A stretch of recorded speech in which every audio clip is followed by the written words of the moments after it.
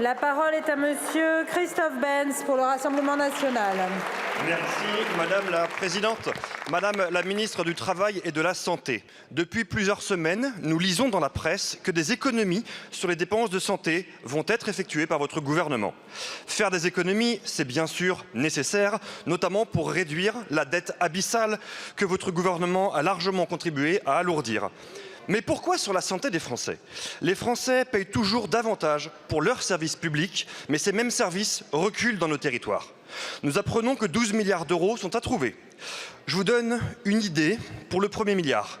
La suppression de l'AME des clandestins au bénéfice d'une aide médicale d'urgence.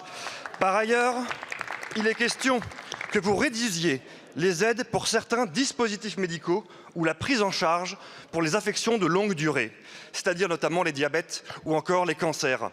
Soigner le corps et la vie, c'est soigner les plus jeunes et les plus vieux, les plus pauvres et les plus riches, les petites maladies et les affections longues, sans réduire les soins à leur coût.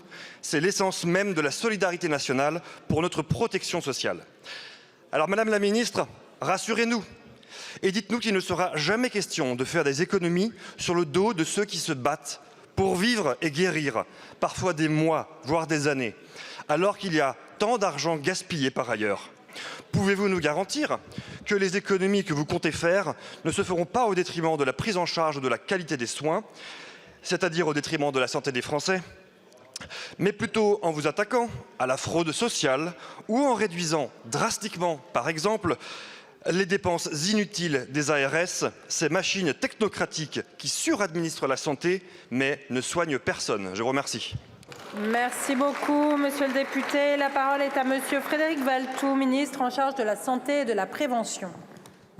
Madame la Présidente, Mesdames et Messieurs les députés, Monsieur le député Benz, merci de votre question, mais une fois de plus, c'est la longue litanie des réponses faciles, des réponses approximatives et des réponses totalement à côté du sujet.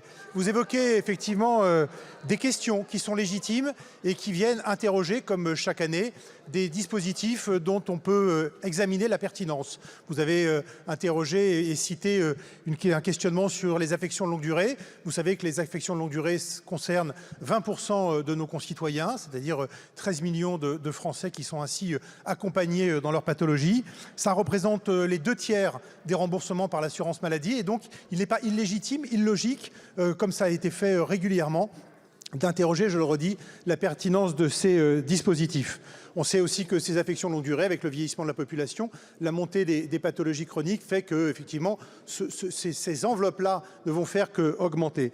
Vous avez cité les économies sur les hôpitaux. Jamais l'hôpital n'a été aussi bien accompagné que ces dernières années par les gouvernements successifs. Et depuis la crise Covid, la garantie d'accompagnement des hôpitaux a permis de sanctifier les budgets hospitaliers.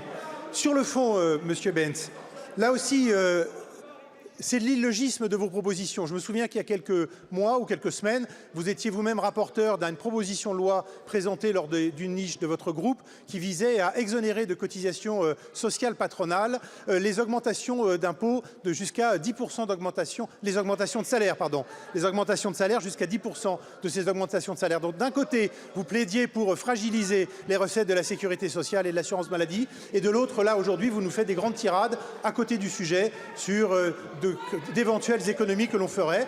Il est normal de s'interroger, je le redis, sur la pertinence. C'est ce que nous faisons. Merci beaucoup. Merci beaucoup, monsieur le ministre.